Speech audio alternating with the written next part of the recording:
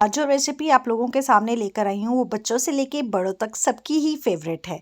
और जैसे कि आपको पता है वैलेंटाइंस डे आ रहा है, बहुत सारे स्पेशल डेज आ रहे हैं, तो उसके लिए तो ये रेसिपी एकदम से बेस्ट होगी, जिसे बाजार से लाने की ज़रूरत बिल्कुल भी नहीं होगी। आप घर पर ही बहुत ईजिली बना सकते हैं। Hello friends, welcome back to my smart channel. तो आज जो रेसिपी लेकर आई हूँ वो है होममेड चॉकलेट्स की, जो फिल्ड विद नट्स हैं। तो हम बाज़ार से जब ये चॉकलेट्स लेते हैं तो बहुत ही महंगी मिलती है, तो इतनी महंगी खरीदने की ज़रूरत क्या है, जबकि कम दामों में बहुत ही ज़्यादा क्वांटिटी में हम इसे घर पर बहुत ही इजी वे में बना सकते हैं। तो चलिए रेसिपी स्टार्ट करते हैं। रेसिपी बनाने के लिए मैंने ले लिए थे मुट्ठी भर काजू, मुट्ठी भर बादाम और मुट्ठी भर अखरोट ले लिए थे।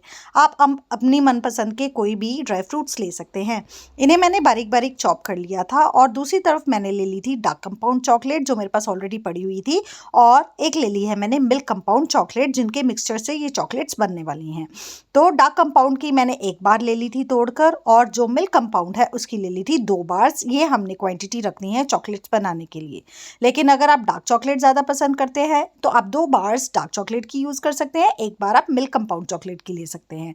लेकिन मैंने डार्क कंपाउंड की 1 बार और मिल्क की 2 बार्स ली हैं।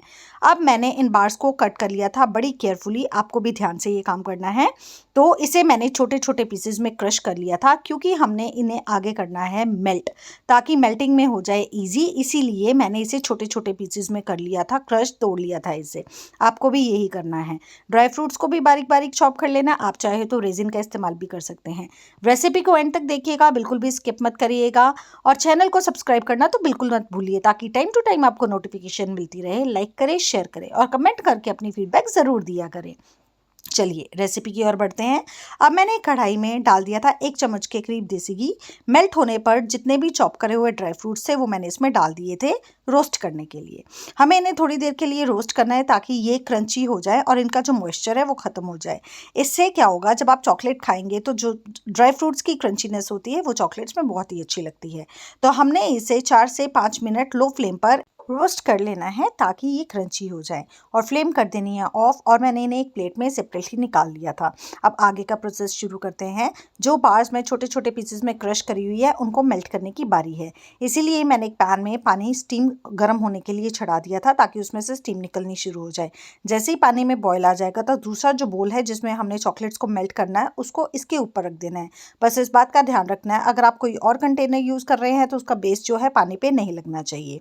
अब पानी उबलना शुरू हो गया था, जिसके ऊपर मैंने ये बोल रख दिया था जिसमें मुझे मेल्ट करनी थी चॉकलेट्स। अब जो क्रश करी हुई चॉकलेट्स हैं वो मैंने इसमें डाल दी थी, और मेल्टिंग का प्रोसेस शुरू हो चुका था। आपको पता है चॉकलेट मेल्ट होने में बहुत ज़्यादा टाइम नहीं लेती है। तो बीच में आप फ्लेम को स्लो भी कर सकते हैं और ऑफ भी कर सकते हैं, क्योंकि जो गर्मी है पानी की उसी से ये चॉकलेट मेल्ट हो जाएगी। आप देख सकते हैं कि चॉकलेट मेल्ट होना शुरू हो गई है। कुछ ही मिनटों और सेकेंड्स में ये चॉकलेट जो मेरी है अच्छे से मेल्ट हो गई थी। बस इस बात का ध्यान रखना है कि बीच में कोई भी लंप ना रह जाए, ये अच्छे से स्मूथ हो जाए और मेल्ट हो जाए। बस थोड़ी देर पेशेंस रखिए, बहुत जल्द ये प्रोसेस होने वाला है। अभी मैं इसको फ्लेम को ऑफ कर दिया था, और जो गर्माहट थी पानी की उसी से ये चॉकलेट मेल्ट हो रही थी। बस इसको हिलाते जाना है, और कुछ ही देर में चॉकलेट सारी की सारी मेल्ट हो चुकी थी, जैसे कि आप वीडियो में देख सकते हैं।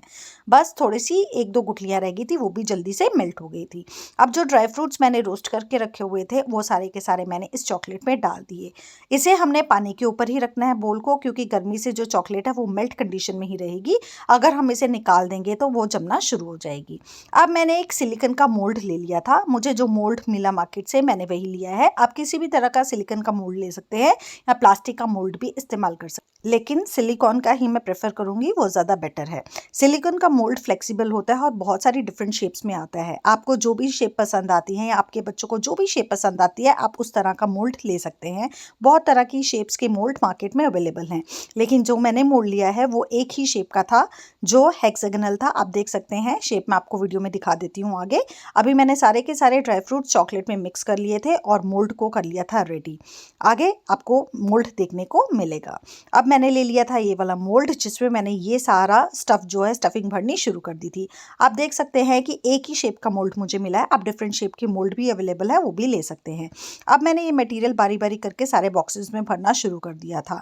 ये थोड़ा सा टाइम लेगा, क्योंकि जो मेरा मोल्ड है जिसके जो बॉक्सेस है वो छोटे साइज़ के हैं। अब बड़े साइज़ का मोल्ड भी ले सकते हैं, जिसमें बॉक्सेस बड़े बड़े होते हैं, तो वो प्रोसेस ज़्यादा ईजिली हो जाएगा। लेकिन इसमें भी बहुत ज़्यादा टाइम नहीं लगा, फटाफट से मैंने सारा मटेरियल इसमें भर दिया था। अगर आपको लगता है कि जो चॉकलेट है वो जमना शुरू हो गई है तो आप फ्लेम ऑन भी कर सकते हैं, वो झट से मेल्ट हो जाएगी। लेकिन मेरी फटाफट से इन बॉक्सेस में भरी गई थी। भरने के बाद तकरीबन हमें इसे 1 घंटे के लिए फ्रिज में रखना है, लेकिन आजकल जैसे कि सर्दी है तो 1 घंटा रखने की ज़रूरत नहीं है।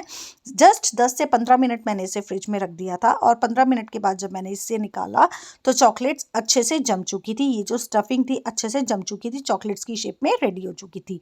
अब मैंने सिलिकॉन की जो ट्रे है उसे डीमोल्ड करना शुरू कर दिया था और जो सारी चॉकलेट्स थी उसे बारी-बारी करके निकालना शुरू कर दिया था। ये बॉक्सेस बहुत ज़्यादा पास-पास हैं, इसीलिए इस प्रोसेस में थोड़ा-सा टाइम लगा है, लेकिन अगर आप बड़ी शेप का मोड़ लेंगे तो आपको इसमें भी ईज़ीनेस रहेगी। अब आप देख सकते हैं कि चॉकलेट्स बड़ी ईज़िली निकल रहे हैं और कितने अच्छे लग रहे हैं, कितने टेम्प्टिंग लग रहे हैं। तो मेरी तो यही राय है कि जैसे स्पेशल डेज़ आ रहे हैं तो अपने स्पेशल वंस को ये चॉकलेट्स घर पर ही बना कर दीजिए, मार्केट से मत लाइए। मार्केट से तो ये बहुत ही महँगी मिलती है, लेकिन घर पर बनाएँगे तो बहुत ही कम दाम में बहुत सारी चॉकलेट्स बनाकर आप रेडी कर सकते हैं। आप देख सकते हैं एक मोल्ड में कितने सारे बॉक्सेस हैं और इतनी ही चॉकलेट्स मैंने घर पर बना ली है। तो सारे के सारे चॉकलेट्स मैंने निकाल दिए थे और निकाल कर मैंने एक जार में स्टोर भी कर लिए हैं, क्योंकि मेरे बच्चों को भी ये पसंद है, मेरे घर में मम्मी पापा भी खाते हैं, मुझे भी चॉकलेट्स बहुत पसंद है और स्पेशली मेरे हस्बैंड को तो बहुत ही पसंद है। तो ये सब आज जो प्रोसेस मैंने करा है उनकी पसंद को नज़र में रख कर ही करा है, क्योंकि मेरे घर वालों को चॉकलेट्स खाना पसंद है, इसलिए मैंने नट्स वाली चॉकलेट्स बनाई हैं। अब है आपकी बारी। Thank you for watching.